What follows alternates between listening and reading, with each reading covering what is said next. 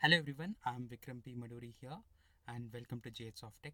And in this session, I'm going to discuss with you all one issue which most of you have come across or overcome that, or some people are still struggling with this. That's the issue of calls. So, why am I not getting interview calls? And most of the people write to me that I just want to give up because I'm not getting calls, so I want to give up. So let us first see why you are not getting calls. If at all, if you're not getting into any interview calls, let's check out the reasons. Now, the reason number one is resume didn't reach employer at all. So most of the times you just send that profile to one or two candidates whom you feel that can refer you to a particular company or an organization or an employer who actually want to hire you, and you'd be waiting for a reply from that particular person or one or two people from to whom you have sent the resume. uh, that might lead to a delay because a single relying on a single person for your future is not actually suggestible. So you have to upload your profile in all the job portals where you might feel that might think that employers or recruiters will be looking out for a profile like yours. For example, if you take a country like India, in India you have to upload your resume in Naukri.com, Monster.com, or Indeed.com, or LinkedIn, and all these things, and you have to maintain a proper profile in the LinkedIn as well.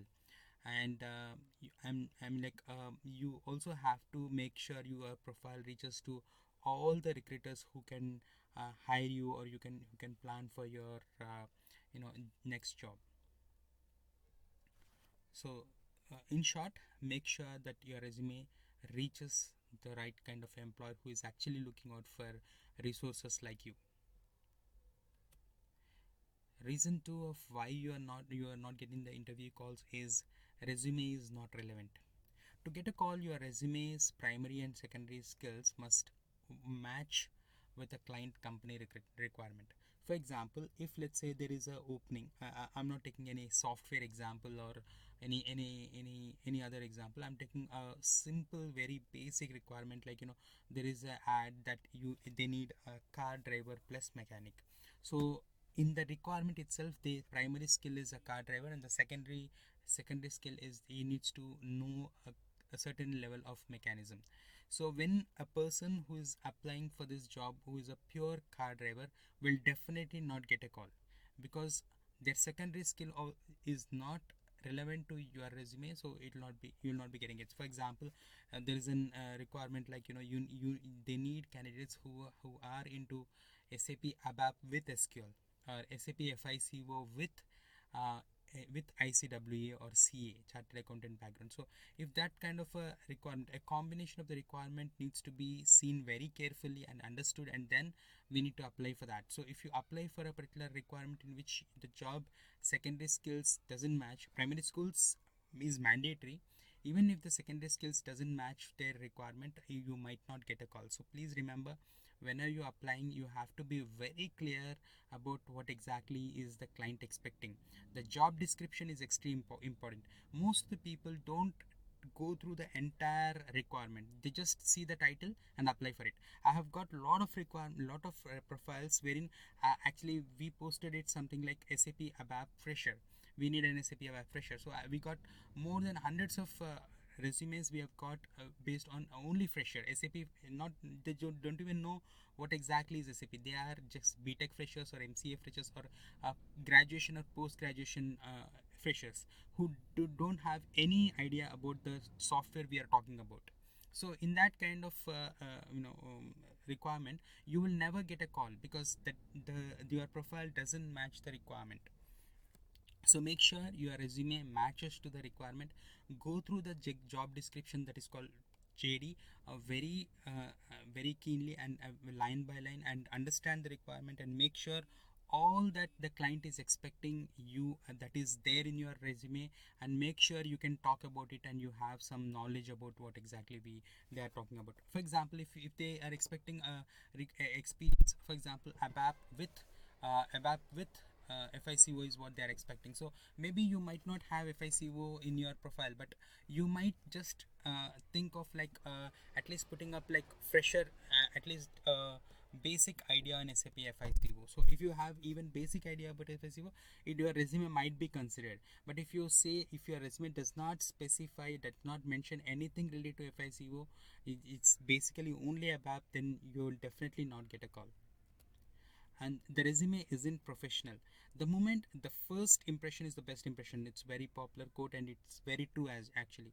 So the moment a recruiter or the employer opens your resume, they should get a feel that the it's professional. Whether you are applying for a fresher job or experienced job, it should look professional. So it's not like you have kind of a font which is very unprofessional, and you have a color like I've got a profile in which the entire resume is in brinjal color, red color.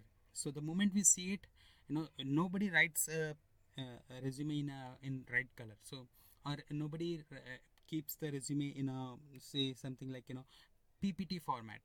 Okay, so there are some odd kind of things which might make the employer feel uncomfortable, and they might not give you a call. So make sure your profile is 100% professional in the sense, the moment you looked at the standard size of the page and the standard font that we normally use, you cannot have a 14 size of font which looks very bold in the resume, very small font like 7 font 7, which is actually it's very hard to look at that and read it.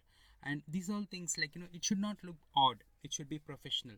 And check out the professional profiles which you already have, and I have very detailedly explained in another session how the resume should look professional.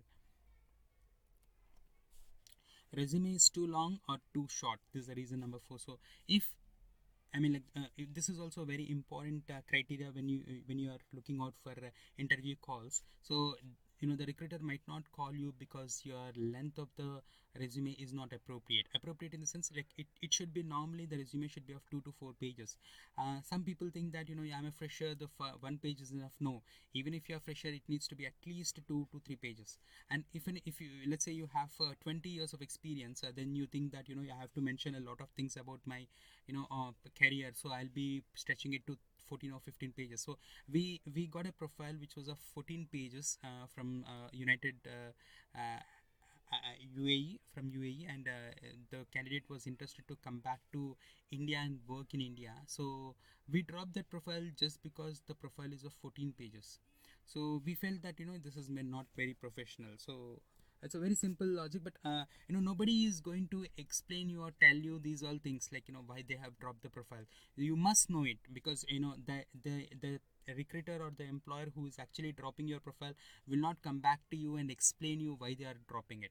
It's not required for them, it's not mandatory for them to give you explanation of why they have dropped the profile. So they just check out the profiles. If all these criteria matches, only then they give a call to them. So remember, recruiters are not going to waste time on wrong calls. They are not telecallers, they are recruiters. So recruiters spend more than 80% of their time in analyzing and screening the profiles, and just 20% of their time in the calls. So when they are calling you, it means that your profile has been shortlisted. Only then you will get a call, otherwise you will not get a call.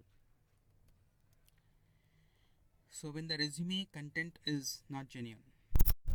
Okay, so the another reason number 6 for not getting the interview calls is there might be a chance that your salary package is too high or too low. So let's say most of the recruiters check for an ideal salary package that the company would like to offer. Anything too low or high might be dropped. Okay, for example, like if the company is ready to pay somewhere around 4 lakhs for, say, somewhere around 3 years of experience for a particular technology, and your package is just 1 lakh per annum. So for example, like you're getting only 8,000 per month, so it might be dropped. Or let's say if you have a package of 10 lakhs and the company is actually ready to give only 4 lakhs, so you'll never get a call for that particular requirement. So if, let's say, you're in general, if your number of years of experience attracts a particular salary, for example, if you have 3 years of experience for which there will be a package of 6 lakhs, but your resume mentions that you need some 10 lakhs of 10 lakhs of package, so you might never get a call.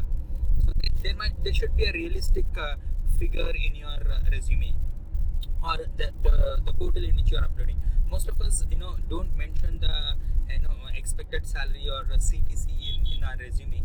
So, but we have to mention that when you are uploading your profile in the portals, right? So that's when we have to make sure you get an appropriate kind of a salary package that you are expecting.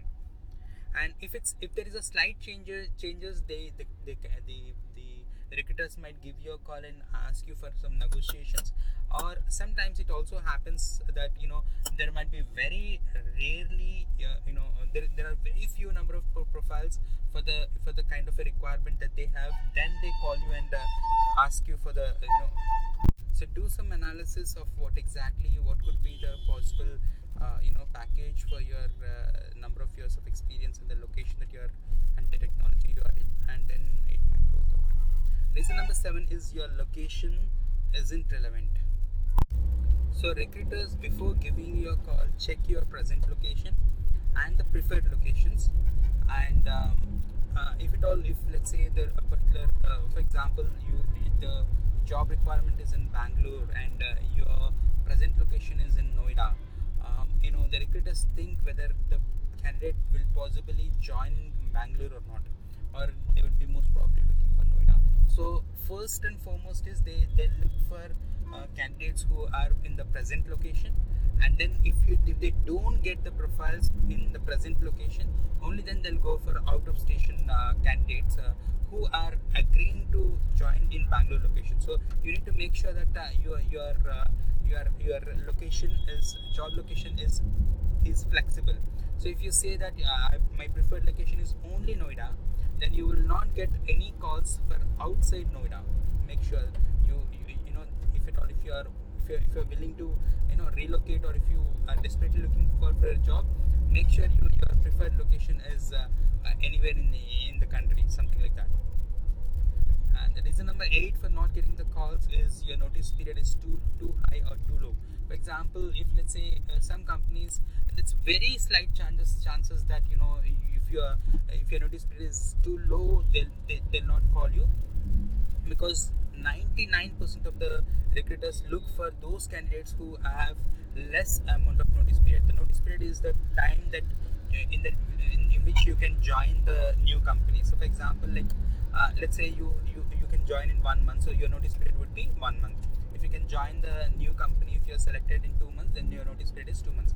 So in some requirements, the recruiters will be looking out for candidates who have just 15 days of notice period or immediate joinings. So there are some candidates will be asking me, so how can it be possible that see, I have 3 to 4 years of experience, genuine, real experience, and the company is asking for genuine candidates who have 15 days of notice period. So how is it possible?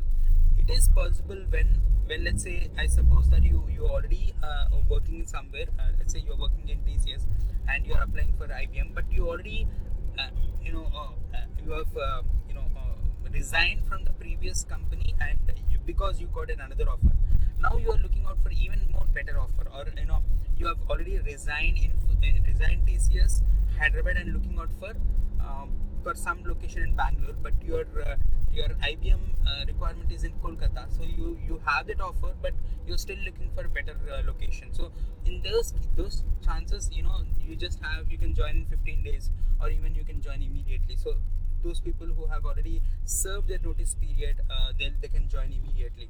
So there will be candidates who because of their personal reasons, they resign in out of their hometown, and they resign there and come back to their hometown, and they'll be desperately looking out for jobs. They can join immediately. Those kind of candidates will be preferred for immediate joining. So immediate join, so it's always preferable. The recruiters, actually, it might not be possible for all the candidates, but what the recruiters will be looking out for is, they'll be looking out for people who have less notice period, or who can, in short, they can join easily. So if let's say your notice period is 3 months, you might not get calls at all, because 3 months notice period is too high, and most of the recruiters drop them because it's a very long process. Okay, so in that way they narrow down the calls. And reason number 9 is your experience is too high or too low. So if, let's say, most of the recruiters look for profiles with a certain experience. For example, you need to have at least 3 to 4 years experience is what the requirement the recruiter will be expecting from you. So in that case, if you have 1 year experience or you have 10 years experience, those resumes will never get a call for that particular requirement because it's not relevant. So for that kind of a requirement, you have to make sure that you have a relevant experience. So in general, it might not be possible that you can change your experience, obviously, but what you can do is you can just analyze the market requirement and make sure what exactly is the requirement.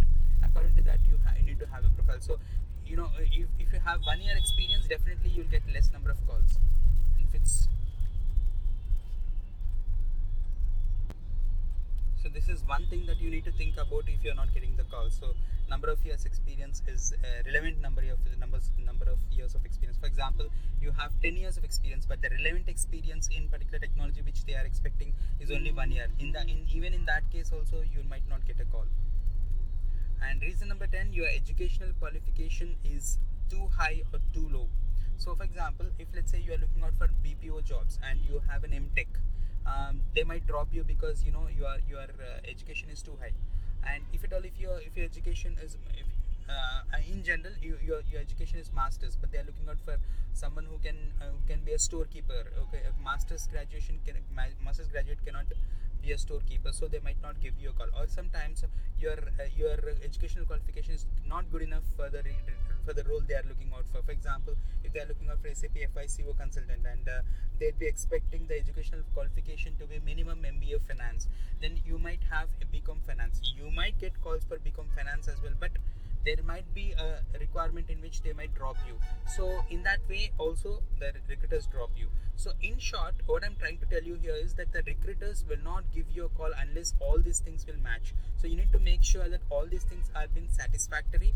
Only then you can expect a call. So you by not doing all these things, and if you expect a call, then that's something which might be disappointing for you in the future. So, and if you're looking out for any kind of trainings, you can contact us at training@jobsoftech.com. And if you're looking out for jobs, you can contact us at jobs@jobsoftech.com. And I'm sure all of you have already subscribed to our channel. This is our channel, and if you have not subscribed, please do subscribe to our channel, youtube.com/jobsoftech. And one thing I would like to tell you is, in comments you just mention what are the things that I have missed. There might be things that I have missed in this session. For example, you might feel there is a particular reason why you are not getting calls. So if I have not covered that point, you can mention them in comments, and I'm going to add them in the next coming session. Thank you. Have a great day. I hope you are enjoying our videos, and do write in the comments what exactly is your experience about the videos, and do share your thoughts, and help me improve the videos even better in the future. Thank you. Have a great day.